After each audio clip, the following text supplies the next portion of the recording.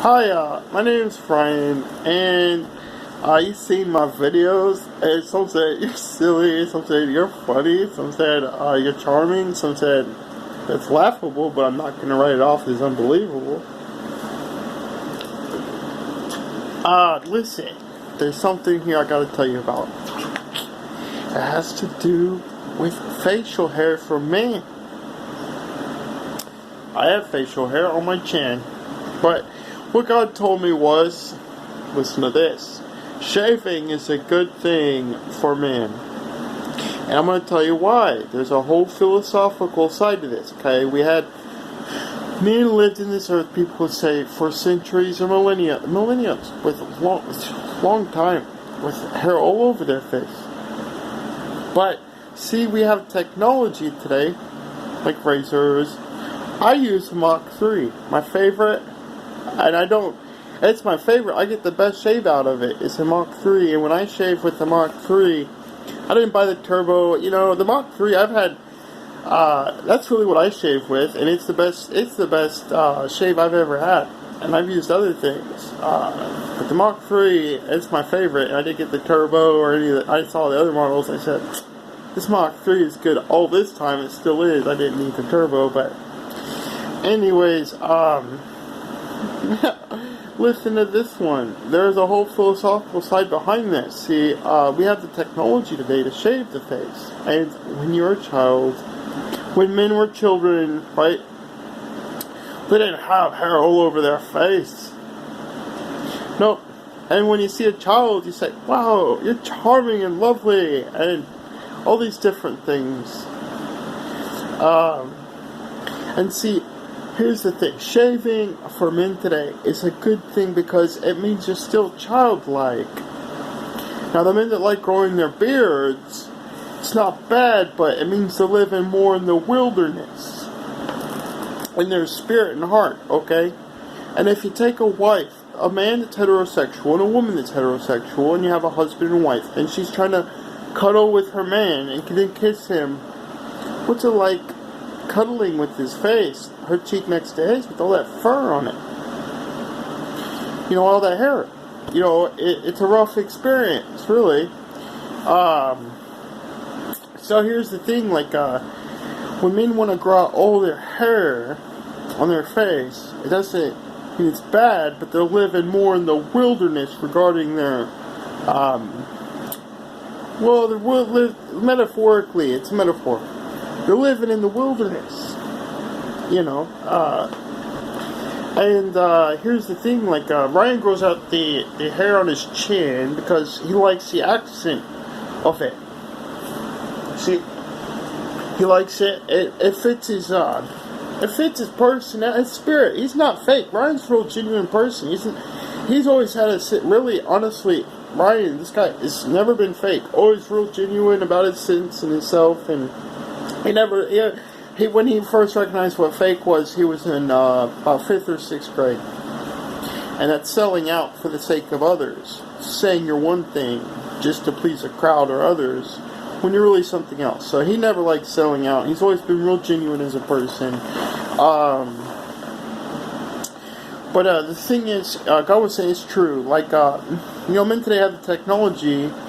You know, if they want to keep their beard, they can. But, you know, it's good to shave it. And it's not just because Ryan likes shaving. That means if the men don't like shaving, pretty much, they're not so much as a child in their heart and mind. They're more in the wilderness as men. And that's a metaphor regarding their dispensation towards people and feelings. So it's just a good thing to shave for the spirit and heart of a man. Not for materialistic or aesthetic reasons or whatever that word is. It has to do with the heart of a man. It changes the heart and spirit of a man when he doesn't have all that hair all over his face. And it's just honest, you know, and it's more childlike. And children are a good thing. In fact,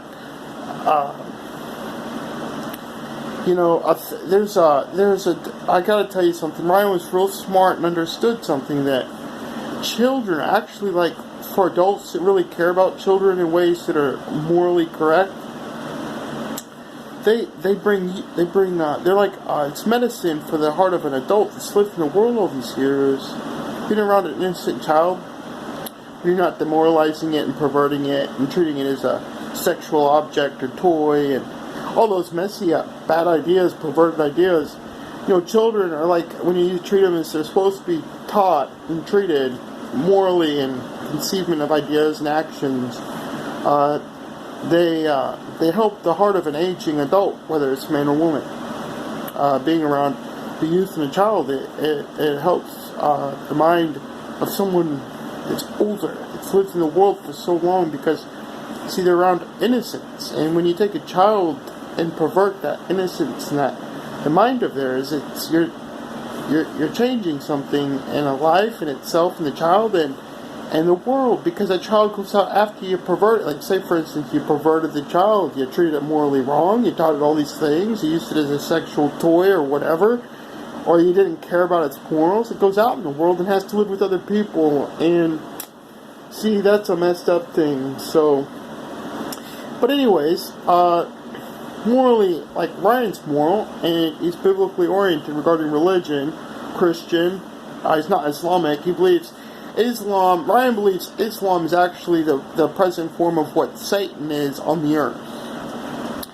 Ryan believes Islam and Muslims and the Quran is actually Satan in the risen form before he fell.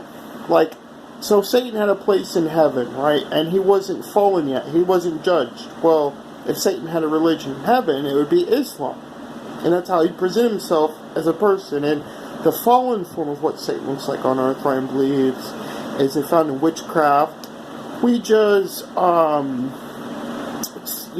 voodoo, black magic, cannibalism, human sacrifice, all that stuff is what the fallen form of Satan looks like. But when Satan was in the heavens, before he had been in judgment, Islam is actually what the risen form of what Satan was. But Ryan knows he's not racist or prejudiced, but he talked to God and asked God what he asked his creator in faith, told him all these other ideas, what his mother's religion was, because Ryan was real close to God and believed in him.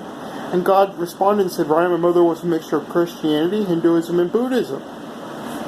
And Ryan, he really heard it from God. And that's the same God and angels that told him that witchcraft is an anagamy of Satan, Ccmie.Vmiao.Vv.Iaso.Mma.O. But, beyond what God told him, his mother's religions, I was talking to God, like the creator of this heavens, and I believe that him as an identity had a mother of his own, and I knew there's a mixture of religions on the earth. And when I asked God what his mother's religion was, he said, well, Ryan, she's not just one, she's a few different. And then I said, well, what is it? And he said, she's a mixture of Christianity, Hinduism, and Buddhism. And I said, oh, it was real truthful when he responded back to me. And Islam was not included in it. And the thing about Islam, beyond what God had told me angelically, and I'm not rejecting the community of Muslims. I love people all over the earth. I'm not rejecting other people.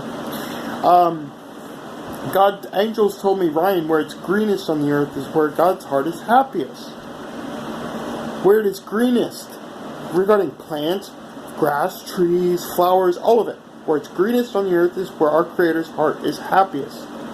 And weather patterns are a sign of our God's emotions towards the people and climates experiencing those weather patterns, whether it's a hurricane, a tsunami, an earthquake, which isn't weather, or a volcano, which isn't weather, or a downpour of rain, or a drought of rain, or snow. All these are tornadoes, all these different weather patterns are a sign of our Creator's emotions, and where it's greenest on the earth is where our Creator's heart is happiest. And when I looked at the whole Middle East, it's the Republic of Islamic Nations, and said, that's desert. It's desert. And then, well, angels also told Ryan that Satan has lived in people. Satan is a spirit, and he's lived in people's bodies throughout the centuries, millennia, as the earth has aged. Well, he's lived in bodies in different places and different times. He has time to rest. Like, if he's lived in a life, the angels told me when that life dies, he gets to rest. Satan does. He gets to sleep. But he also reawakes and he enters another life of a human body. And he's created a handful of languages on the earth. Satan did.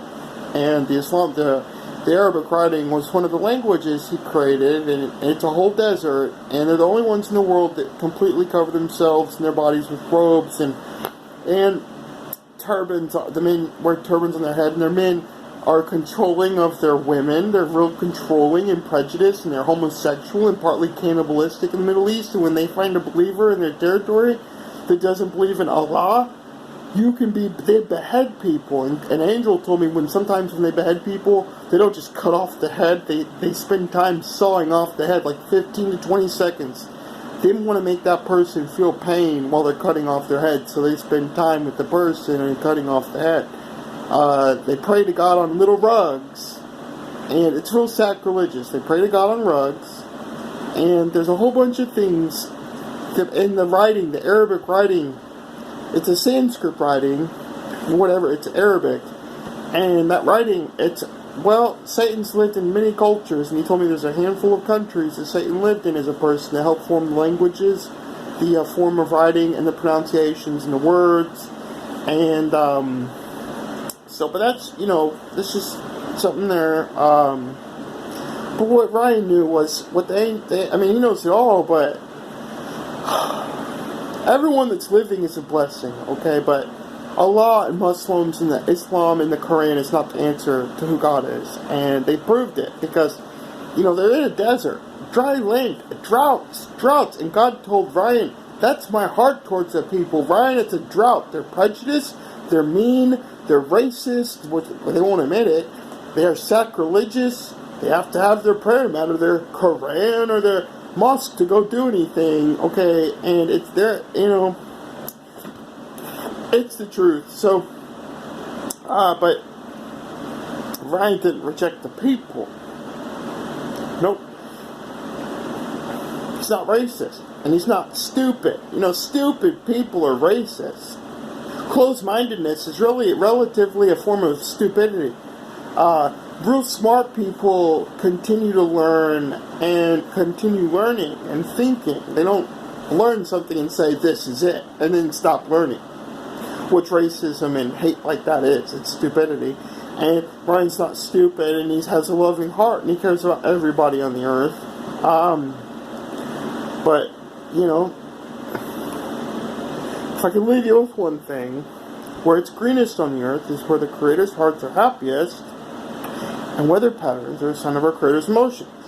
And how the earth is going to end is it's going to flood with water one day. I don't know when. There's going to be tidal waves that cover the earth. The majority of the earth is covered in water. Majority of the earth is covered in water. Minority is land. And if you look at presidents of countries like America, we vote. And the majority rule and votes. Gains are president. And we also use majorities, minorities, in ideas like science and exploration of ideas. So majority of the earth is covered in water. And angels told Ryan it's going to flood. The earth's going to flood, and then it's going to sit in water for a long time, like a mother carrying a child in her womb for 9 months in the water. And then the earth's going to sit in the water, flooded, until everything dies, and it's going to sit there for a long time after it dies. And then there's going to be a supernova nucleosynthesis.